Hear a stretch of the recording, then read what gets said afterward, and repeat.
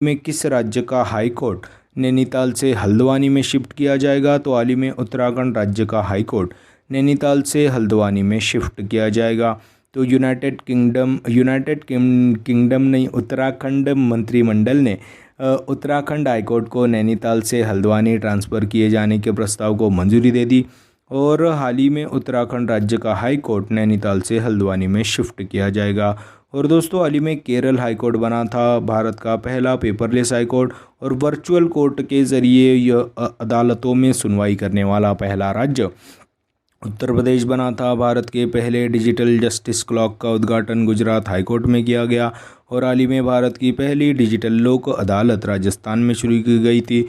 तो दोस्तों, बात अभी उत्तराखंड की है जिसकी कैपिटल है विंटर कैपिटल है Dehradun and which is summer capital is Gairsain.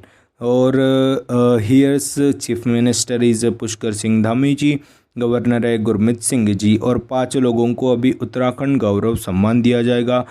3 जो थे दोस्तों उसको पोस्टमनस यानी कि मरणोपरांत दिया गया, बिपिन रावत जी, गिरीश चंद्र तिवारी, वीरेंद्र डगवाल जी को।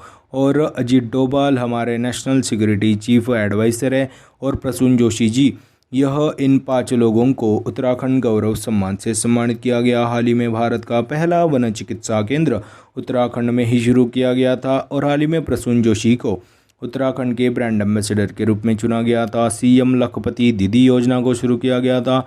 देश का पहला aromatic garden which is situated in Uttarakhand 2 और प्री प्राइमरी लेवल पर नेशनल एजुकेशन पॉलिसी को लागू किया जाएगा दोस्तों उत्तराखंड द्वारा।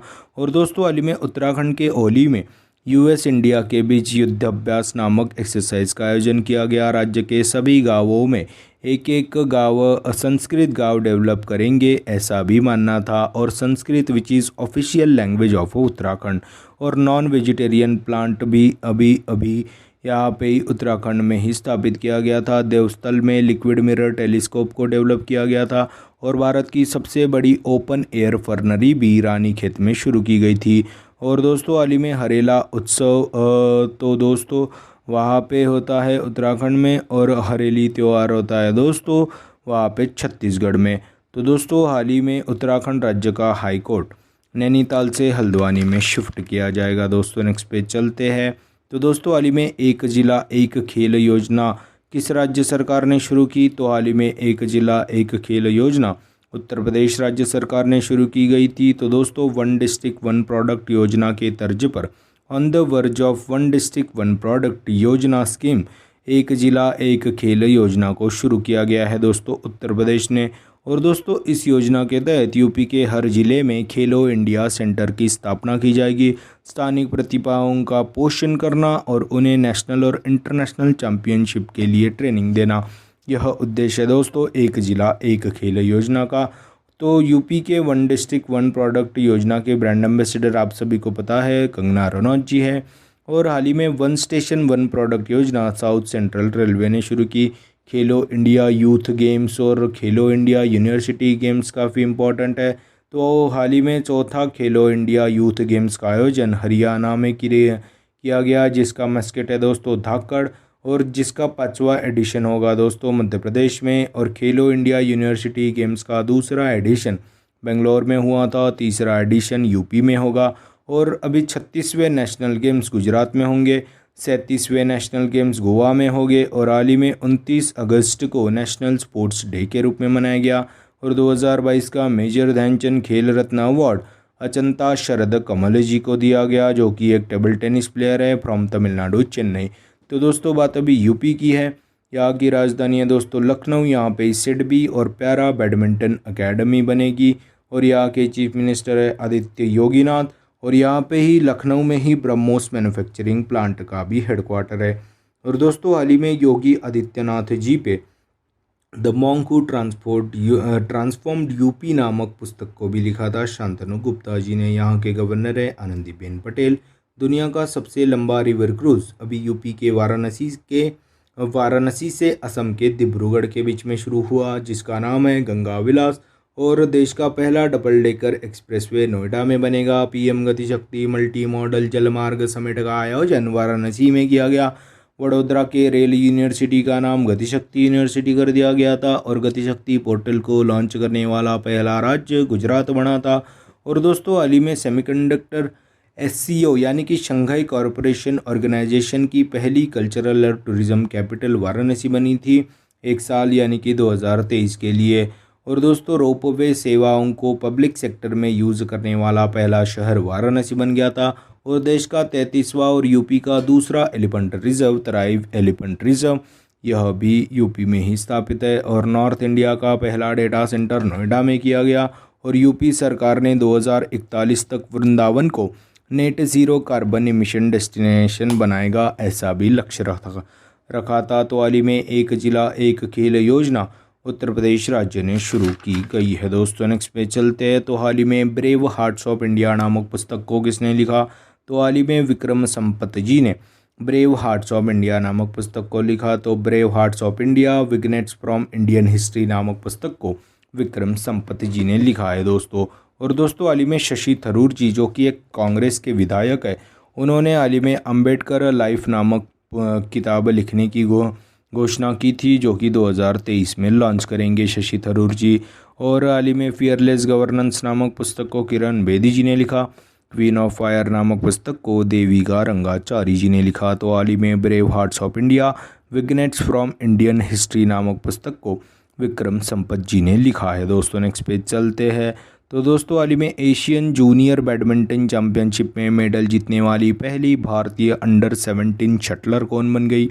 तो दोस्तों हाल ही में एशियन जूनियर बैडमिंटन चैंपियनशिप में मेडल जीतने वाली पहली भारतीय अंडर 17 शटलर उन्नति हाड़ा जी बनी। तो हाल ही में एशियन जूनियर बैडमिंटन चैंपियनशिप में मेडल जीतने वाली पहली भारतीय अंडर 17 शटलर उन्नति हाड़ा जी बन गई। तो इंडियन बैडमिंटन प्लेयर उन्नति हाड़ा जी बन गई एशियन जूनियर बैडमिंटन चैंपियनशिप में मेडल जीतने वाली पहली भारतीय अंडर 17 शटलर।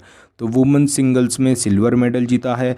और फाइनल्स में थाईलैंड की बैडमिंटन प्लेयर से हार गई। थाईलैंड के नंथबरी में आयोजित किया गया था एशियन जूनियर बैडमिंटन चैंपियनशिप, जिसमें मेडल जीतने वाली पहली भारतीय अंडर 17 शटलर उन्नति हाड़ा जी बन गई।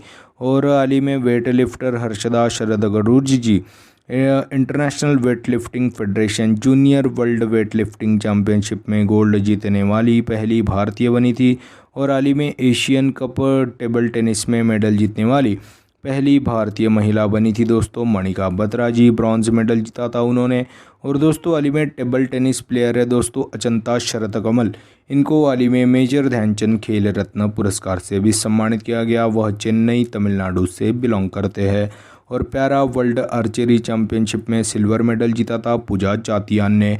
और हाल ही में PV सिंधु जी ने जो कि कॉमनवेल्थ गेम्स 2022 में जो कि बर्मिंघम UK में आयोजित किए गए थे, वहाँ पे ओपनिंग सेरेमनी में इंडिया के तरफ से फ्लैग बियरर भी बनी थी PV सिंधु जी। और सैयद मोदी बैडमिंटन चैंपियनशिप 2022 में गोल्ड मेडल जीता था। और हमारे बैडमिंटन के स्टार प्लेयर है दोस्तों लक्ष्य सेन, सात्विक साईराज और चिराग शेट्टी।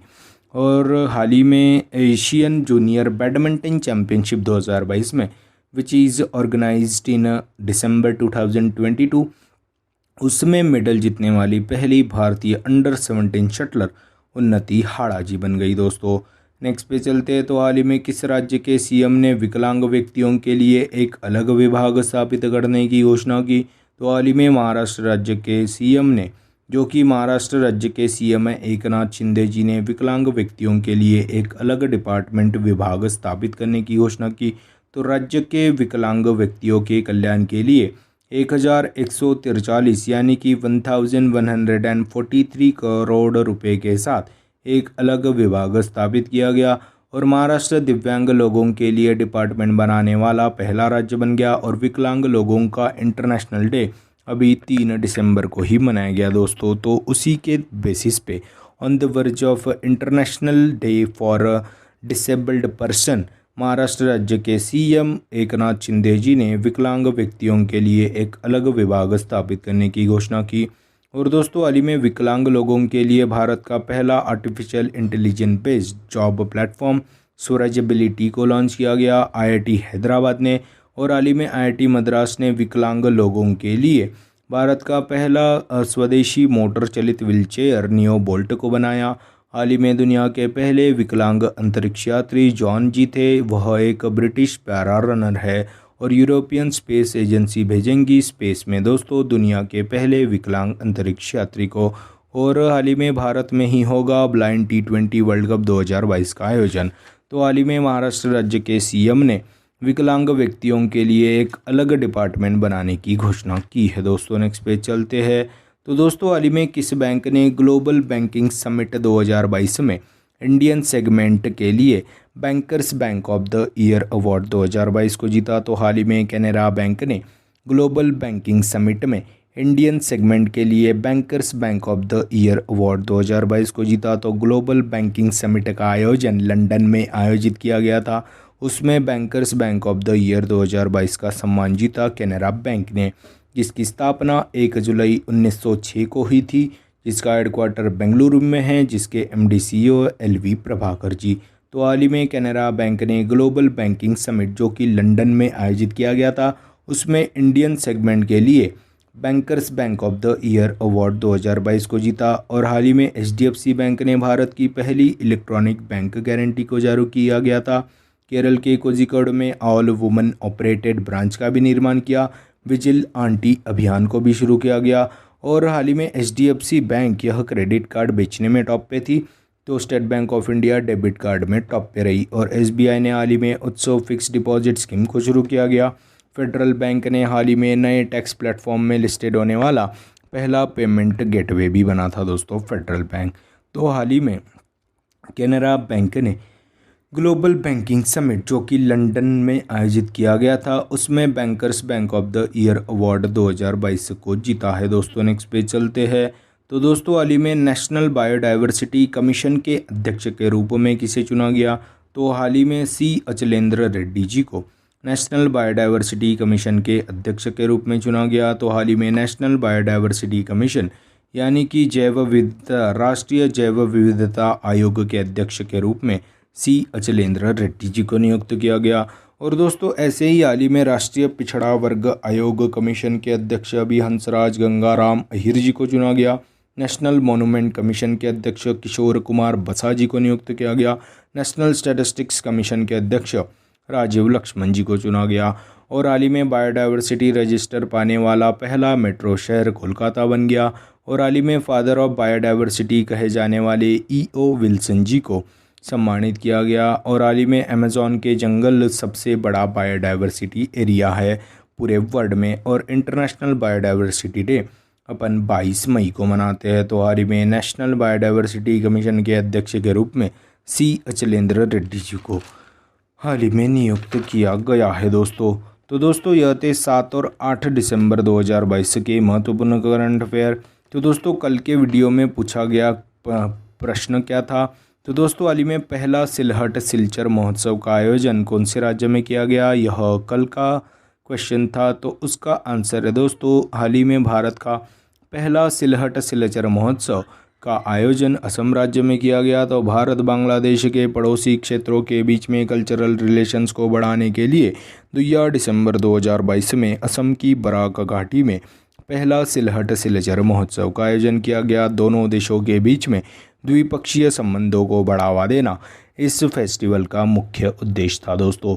तो दोस्तों यह था कल के वीडियो में पूछे गए प्रश्न का उत्तर। तो दोस्तों अभी आज के वीडियो में कौन सा क्वेश्चन पूछेंगे? तो हाल ही में भारत देश में पहली बार DG सेवा यात्रा को शुरू करने वाला कौन सा एयरपोर्ट बन गया? विच इज़ टुडेज क्वेश्चन दोस्तों। तो दोस्तों यह थे 7 और 8 दिसंबर 2022 के महत्वपूर्ण करंट अफेयर्स। आशा करता हूँ आपको पसंद आए होंगे। अगर पसंद आए होंगे तो लाइक कर दीजिए, कमेंट कर दीजिए। और ऐसे ही day to day current affair classes, उनकी रिवीजन क्लासेस और जनरल नॉलेज क्लासेस पाने के लिए गुरु भाई के 440 वोल्ट करंट अफेयर इस चैनल को फॉलो कीजिए, सब्सक्राइब कीजिए। और one liner current affairs PDF पाने के लिए हमारे टेलीग्राम चैनल को फॉलो कीजिए। Link is in the description box below. This is Guru Bhai signing off. जय शंकर महाराज दोस्तों, जय वले।